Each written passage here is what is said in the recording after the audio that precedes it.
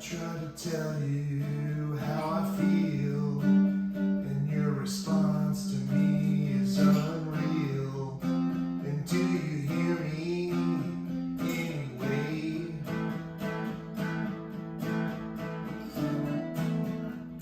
The things you think are alright, I'm sure they help you sleep well at night. But when you wake, was it a dream or a nightmare?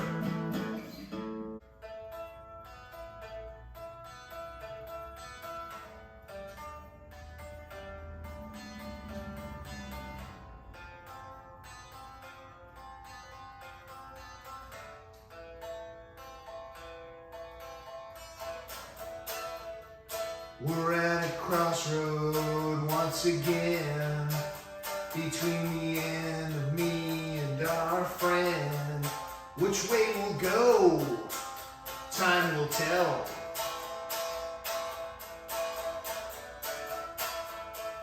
You say my words you can't understand. You move along just like you had planned. But can you stop to see the wake?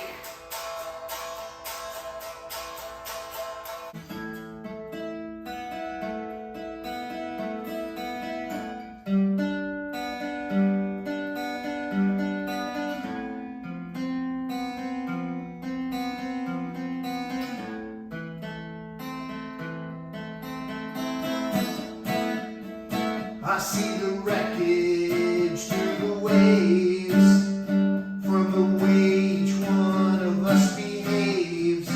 Throw out a line to save a life.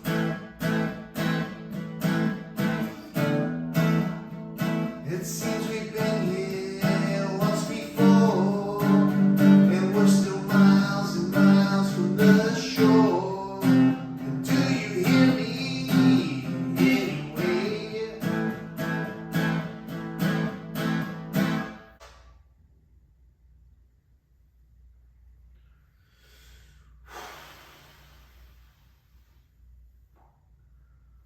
Welcome back to my channel, everybody. Thank you so much for visiting. I appreciate all the time we've spent together. I don't claim to be a singer by any stretch of the imagination. And at the same time, maybe I grew up in circumstances that didn't quite nourish that quality. So maybe I'm not able to quite express myself in a way that blossoms out to interest you. However, the words that were contained in this poem, in this song, should be completely understandable. I try to tell you how I feel, and your response to me is unreal. And do you hear me anyway? The things you think are all right, I'm sure they help you sleep well at night. But when you wake, was it a dream or a nightmare? We're at a crossroad once again, between the enemy and our friend. Which way we'll go, time will tell. You say my words you can't understand. You move along just like you had planned. But can you stop to see the wake? I see the wreckage through the waves, from the way each one of us behaves. Throw out a line to save a life. It seems we've been here once before, and we're still miles and miles from the shore. And do you hear me? Anyway. Believe it or not, there are several people with whom I've attempted to associate these lyrics in a way that helped us connect, because just as much as I know that it is sometimes challenging to hear what other people are saying, I also know that people are having trouble understanding what I'm saying. And to articulate that and combine that with the fact that some of us are prioritizing certain things beyond the communication that we're attempting to have right now is the only reason why many of us can't understand what we're talking about with one another. So for that reason, many of us are just talking to someone or hearing from someone, not necessarily listening. And that's basically the Achilles heel in the health woes that I've experienced, because health is a tripod, right? Physical, mental, spiritual. And all of these different challenges leave us with potential for not being as sturdy as we should be in the face of the entity that comes to kill, steal, and destroy. So the proof is in the pudding, the proverbial pudding, where if you test for the spirit of truth continuously, you'll be presented with those opportunities to have conversations that either draw out the truth which separates some conversations from occurring any further, and also it'll draw out the conversations that are founded in truth that are supposed to continue in favor of growing one another. Steel sharpens steel, you know. This is a conversation. The subject matter, I'm sure you're aware of it. Whether or not a presenter causes a panic inside of ourselves is irrelevant. The panic inside of ourselves, the things that we feel, no matter what we're looking at, whether it's good or bad, are things that we can either take as insight, accepting fully well that these communications are from a higher power, or denouncing things, acting in a bigoted manner where we filter out certain things because we hear something. How many people do you know who exercise and keep their bodies in shape? I know I'm doing my best to keep myself in shape, but there have been some constraints around me that cause a sharing of health that seems to not be as at ease as it could be. And because of that, I've had to limit my conversations with some groups. And even here, I've silenced a few commenters where none of us can see their comments because they're irrelevant or irreverent. And recently I shared a bear video with all of you who are on here. First of all, many of you know me from my wildlife expeditions.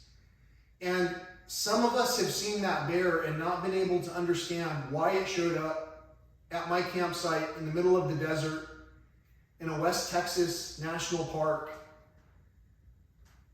for what it was. Some people can't accept it. They just see it as a video, think of it as an experience, but don't understand that perhaps that bear that showed up early in the morning, a future mom, the bear was fully pregnant. That animal showed up and woke me up in my middle of the desert campground for a reason, possibly to share on this channel with a currently limited viewing subset, so that someone, maybe even someone who is a certified master naturalist, could take this information to their classroom and say, hey, there's something going on in the wild that's a little different than it was yesterday. And so maybe we need to stop teaching what our fathers were teaching. Maybe we need to start listening to what's going on now and teach what the current people who are in these situations are teaching. If you're experiencing narcissism and being ghosted and having the conversations fall on the proverbial deaf ears, what we might want to do is start turning the conversations inward. Think about talking with yourself. You don't necessarily need to go to therapy to sound crazy enough to say, I needed to go to therapy. You can talk with yourself. You might be your best listener, but only if you're able to pay attention. And some of us, when we shut down things the second we go into panic mode, that can cause anxiety, because now we have a major blind spot that's unaware of the situation that is possible because we weren't paying attention. And we oftentimes know when we're not paying attention, and there's a difference between that and not caring. Not taking the action, well, that's a choice. Not knowing, well, if you don't know something, it might be causing you a little bit of anxiety. Go out, strengthen yourselves in the areas where you might feel a little bit stressed, and go from there. For me, physically, I know that I'm capable of doing a lot of the things that I'm doing. Spiritually, I feel great. Mentally, I sometimes feel tired. And somewhere in those latter two, spiritually and mentally, is the connection with all of the people with whom I associate. And in that group is sometimes one of the main foundational components of the tripod of health that I've been trying to stand on, fully supported. And so, if I myself am not being supported, how can I support anything else? And that's why I don't go out of my way to have conversations now at this point. I'll return the call, I'll return the sentiment in a positive manner, and I'll hope that our conversations will go a little further than they have been. But until then, I've been trying to tell you how I feel, and your response to me is unreal. Do you hear me? Anyway, I'm sorry you feel that way is what the name of this video is going to be called. It's not to mock anything or to call anyone out. It's simply to say, in a relationship that's based on narcissism, a narcissist usually can only say, I'm sorry you feel that way. They can't even say, I'm sorry I made you feel that way. If I made you feel uncomfortable, I definitely apologize for having made you feel uncomfortable. And at the same time, I know that I've used proper grammar, considerate words, and I've used compassion to talk with you about making this day the best day and the best version of ourselves that we can make each other for this amazing time frame that we're in. Until next time, thank you so much for listening, subscribing, sharing, and all that.